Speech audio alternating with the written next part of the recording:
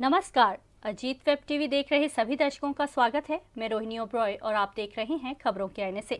इस वक्त स्टूडियो में हमारे साथ मौजूद हैं अजीत समाचार से न्यूज एडिटर विकास सचदेवा जी। विकास जी, मैं स्टूडियो में आपका बहुत बहुत स्वागत करती हूं। धन्यवाद। तो आज के कार्यक्रम की शुरुआत हम अपने कुछ खास मुद्दों से करेंगे। विकास जी, पिछले बीते दिनों एक खबर आई थी केंद्र सरकार की ओर से। केंद्र सरकार ने बीएसएफ पंजाब, पश्चिम बंगाल और असम की जो बीएसएफ है उनको 50 किलोमीटर के दायरे में एक अधिकार सौंपा है। उन्होंने कहा है कि कोई भी 50 दायरे के अंदर किसी भी तरह को कोई माल हो या कोई चीज़ जब्त करनी हो या कुछ भी किसी भी तरह की वे तलाशी ले सकते हैं। जी जी। तो आपको क्या लगता है कि पंजाब के लिए क्या ये सही है? पंजाब एक सीमावर्ती राज्य है। पंजाब के साथ बॉर्डर लगता है पाकिस्तान का, और पंजाब शुरू से ही बहुत टेंशन से भरा राज्य रहा है। हमेशा टेंशन बनी रही है कई जगह पे, सीमाओं पे। और जैसा कि हम सभी जानते हैं कि पंजाब में आतंकवाद का दौर भी बहुत लंबे समय तक चला है। बिल्कुल। बीएसएफ को 50 किलोमीटर बॉर्डर से लेके अंदर तक, भारतीय सीमा से अंदर तक, भारत के क्षेत्र की तरफ 50 किलोमीटर तक का अधिकार दे दिया गया है कि उस क्षेत्र में वो किसी भी तरह की कोई वस्तु को, किसी चीज़ को जब्त कर सकते हैं, तलाशी ले सकते हैं या किसी को गिरफ्तार भी कर सकते हैं। तो इससे एक तरफ तो जो पंजाब के राजनीतिक हलकों में बहुत ही उथल पुथल मची है, बहुत ही ज़्यादा इससे लोग प्रभावित, आप ये कह सकते हैं कि राजनीतिक दलों ने इस पर बहुत कड़ी प्रतिक्रिया व्यक्त की है केंद्र सरकार के इस फैसले पर।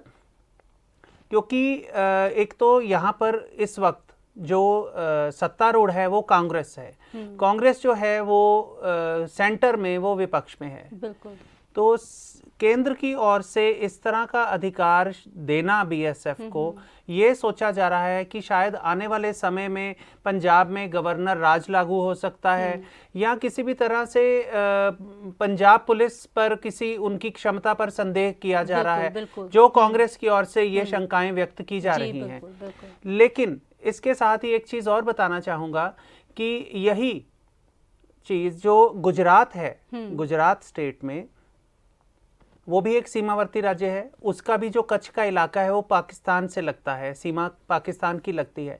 वहां पर पहले से ही बीएसएफ को 80 किलोमीटर तक का अधिकार क्षेत्र दिया गया था, जो कि अब घटा के, जब पंजाब का निर्णय लिया गया है तो उसके साथ गुजरात का निर्णय लिया गया कि 80 किलोमीटर क्षेत्र से घटाकर उसको 50 किलोमीटर का क्षेत्र कर दिया गया है। तो वहां पर उसका क्षेत्र घटाना और पंजाब में उसका 15 किलोमीटर से 50 किलोमीटर करना, ये एक बहुत बड़ा सवाल है केंद्र सरकार की। और उस पर संदेह किया जा रहा है कि प्रधानमंत्री और गृह मंत्री नरेंद्र मोदी जी और अमित शाह जी दोनों ही गुजरात राज्य से आ रहे हैं। तो गुजरात को इस तरह की रियायत क्यों दी जा रही है? क्या वहां से इस तरह की किसी तरह की घुसपैठ या ड्रग्स वगैरह के आने का कोई इस तरह का कोई संदेह नहीं है, या वो वहां पर कोई इस तरह की कोई कमी आ गई है कि पाकिस्तान की ओर से कि गुजरात में उन्होंने कम कर दिया है कि वो नरेंद्र मोदी का एरिया, तो वहां नहीं हम जाएंगे, तो पंजाब में ही हम करेंगे क्योंकि वहां पर कांग्रेस का राज्य है। इस तरह का जो सवाल है, पंजाब में राजनीतिक दल जो हैं इस पर बहुत कड़ी प्रतिक्रिया कर रहे हैं और केंद्र सरकार को मेरे हिसाब से इस पर एक बार फिर से विचार करना चाहिए। बिल्कुल जी विकास जी, बिल्कुल ठीक कहा आपने। तो इसके साथ ही हम बात करते हैं कि जो भुखमरी है वो सबसे बड़ा कलंक होता है जी। हम कमाते हैं अपना पेट भरने के लिए। बिल्कुल। तो जब बात आती है भुखमरी की, तो बीते दिन ही एक खबर आई थी कि इंडिया का जो स्थान है भुखमरी के मामले में वो 101वें स्थान पर पहुंच गया है जी। या कह सकते हैं कि इसमें जो उसका स्थान है वह नेपाल व पाकिस्तान से भी पिछड़ गया है, पीछे रह गया है जी। तो इसके बारे में आपके क्या विचार है? एक तो मैं आपको बताना चाहूँगा कि भुखमरी के बारे में जो ताज़ा रिपोर्ट आई है वो जर्मन की एक ऑर्गेनाइजेशन है, एनजीओ है, जिन्होंने इन आंकड़ों पर किया है, पूरा सर्वे किया, ये आंकड़े दिए हैं उन्होंने, इस पर जो आकलन किया है। और उन्होंने 116 देशों की सूची में बताया है कि भारत जो है वो 101वें स्थान पर है। 2020 में भारत 94वें स्थान पर था, 94th पोजीशन पे था, जो कि अब पिछड़कर और ज्यादा बुरी हालत में आ गया है। और सबसे ज्यादा चिंताजनक और शर्मनाक बात यह है कि हमारे जो पड़ोसी देश है, नेपाल है, म्यांमार है और बांग्लादेश है, पाकिस्तान है, वो लोगों को भोजन उपलब्ध कराने में हमारे से कहीं आगे है। बिल्कुल बिल्कुल। यहाँ पर जो भारत में भुखमरी अगर ज्यादा है तो उसके कई कारण और भी हो सकते हैं। यहाँ पर महंगाई है, महंगाई जो है बाकी देशों में भी हो सकती है, लेकिन यहाँ पर अगर हम देखें कि लोगों की पर कैपिटा इनकम और महंगाई, इस दोनों में अगर हम अंतर करें, डिफरेंस करें, तो बाकी देशों के मुकाबले हम बहुत पीछे रह जाते हैं। तो ऐसा है कि भारत अगर 101वें स्थान पर है तो इसका जो मैं कहूंगा कि इसका मुख्य कारण यह है कि भारत में महंगाई दिन प्रतिदिन बढ़ती जा रही है, मुद्रास्फीति गिरती जा रही है। उससे जो भारत का स्थान है आर्थिक पक्ष पर विश्व में, वो बहुत पीछे आ गया है। और ये पिछले कुछ 5-6-7 सालों में हुआ है ऐसा। और इकोनॉमी जो है वो दिन ब दिन गिरती जा रही है। पिछले कुछ दिन पहले जो नोबेल प्राइज विनर हैं अमर्त्य सेन, भारतीय मूल के, उन्होंने भी भारत की अर्थव्यवस्था पर कटाक्ष किया, चिंता व्यक्त की। उन्होंने कहा, और उस पर जो हमारी वित्त मंत्री निर्मला सीतारमण हैं, उनको बहुत इस पर तकलीफ हुई, बहुत ही कष्ट हुआ कि उन्होंने इस पर क्यों ऐसा कहा या कटाक्ष क्यों किया, उन्होंने चिंता व्यक्त क्यों की। ये बात उन पर आती है ना, आज आके लगती है। हाँ, तो देखिए कि वित्त मंत्री जो हैं वो कहीं ना कहीं इस सारे मसले को हल करने में एक केंद्र बिंदु हैं जिन पर सभी की नजर टिकी हुई है। लेकिन फिलहाल जो हमारी अर्थव्यवस्था है वो पटरी पर नहीं है। और पटरी पर लाने के लिए केंद्र सरकार को चाहिए कि अगर महंगाई कम होगी तो ही भुखमरी को भी हम कंट्रोल कर सकते हैं। बिल्कुल जी विकास जी। तो अगले मुद्दे पर हम आते हैं कि पिछले सप्ताह एक बहुत बुरी खबर सामने आई थी सिंघू बॉर्डर की तरफ से जी। सिंघू बॉर्डर पर एक युवक को बीते दिनों सिंघू बॉर्डर पर युवक की निशंस हत्या कर दी गई थी। जी। उसके लात और पैर वगैरह सब कुछ काट कर उसको बैरिकेड पर लटका दिया गया था। तो इस तरह की जो घटनाओं की प्रवृत्ति है वह हमारे समाज को शोभा देती हैं, या क्या कहेंगे इसके बारे में? आपके क्या विचार हैं इसके? बिल्कुल भी इस तरह की प्रवृत्ति जो है वो हमारे समाज के लिए शोभनीय नहीं है, बिल्कुल भी नहीं है।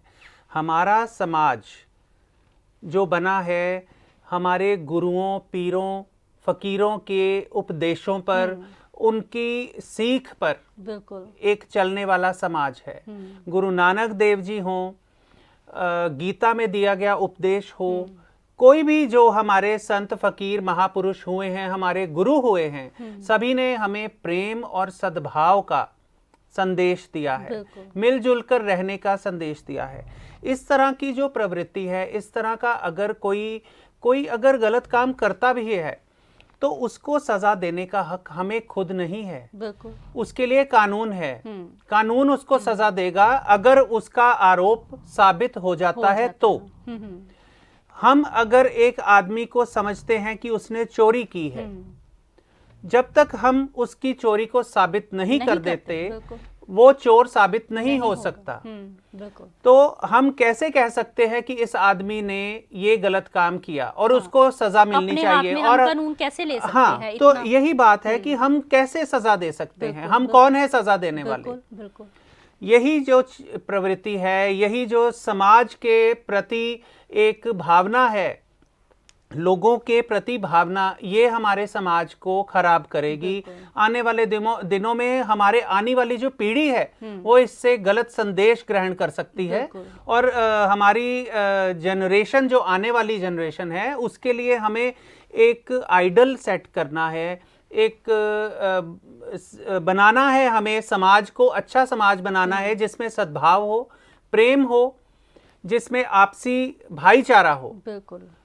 अगर कोई गलत काम करता है तो उसको गलत काम के लिए, उसके एवज में उसको सजा देने के लिए कानून अपना काम करेगा और उसको कानून को अपना काम करने देना चाहिए। हमें कानून अपने हाथ में लेने का कोई अधिकार नहीं है। जी बिल्कुल बिल्कुल विकास जी। तो इसी के साथ हम बात करते हैं कि जैसे कि हम हर बार बात करते आए हैं कोरोना पर जी। कोरोना की रफ्तार कुछ समय पहले काफ़ी ज़्यादा थी जी। बात करें अगर तो कोरोना के अगर रफ्तार एक तरफ तो कम हो गई है, दूसरी तरफ जो ये डेंगू के केसेस हैं जी उसने अपनी रफ्तार पकड़नी शुरू कर दी है। जी। कई लोग जो है अस्पतालों में भर्ती हैं, जी। तो लोगों को आपकी क्या राय है कि लोगों को क्या एहतियात बरतनी चाहिए कि ये डेंगू से बचा जा सके? डेंगू देखिए, कोरोना जो आपने कोरोना से बात शुरू की तो मैं भी वहीं से शुरुआत करूंगा कि कोरोना जो है, कोरोना एक ऐसी महामारी देश में आई जिससे बचने के लिए हमने बहुत यत्न किए और आखिर हमने एक वैक्सीनेशन ढूंढ निकाली और सभी लोगों को वो वैक्सीनेशन लग रही है। अब तो बच्चों को भी लगनी शुरू हो जाएगी। जी बिल्कुल जी।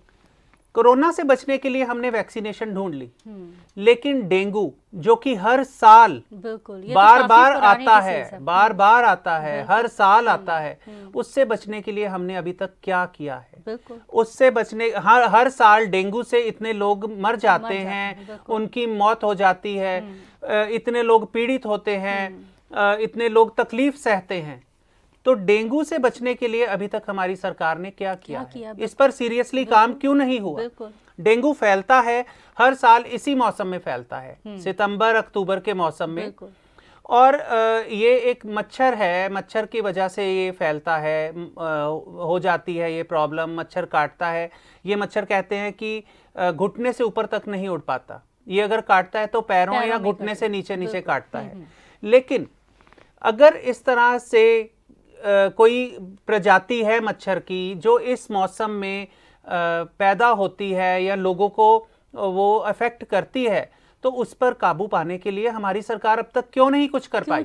उस पर कारगर कदम क्यों नहीं उठाया गया? उस तरह के मच्छर की प्रजाति को खत्म करने के लिए स्प्रे होना चाहिए, जगह जगह पे इस तरह का कोई इंतजाम होना चाहिए कि ये ना हो सके, आगे ना फैल सके। बातें होती ही काम नहीं होता। देखिए, अब महामारी को रोकने के लिए, अपनी वाहवाही लूटने के लिए हमने फटाफट से वैक्सीन कर ली। हर रोज हम टीवी पर भी आ जाते हैं, बिल्कुल। हर रोज हम क्या करते हैं कि टीवी पर आगे जी हमने इतने करोड़ वैक्सीन लगवा दिए हैं, इतने लोगों को हमने ठीक कर दिया है, मृत्यु दर इतनी कम हो गई है, लेकिन डेंगू पर कोई नहीं बोलता। डेंगू पर, जबकि ये सबसे ज्यादा पुरानी डिसीज है और पुरानी बीमारी है, पुरानी बीमारी को तो पहले खत्म करना चाहिए। बिल्कुल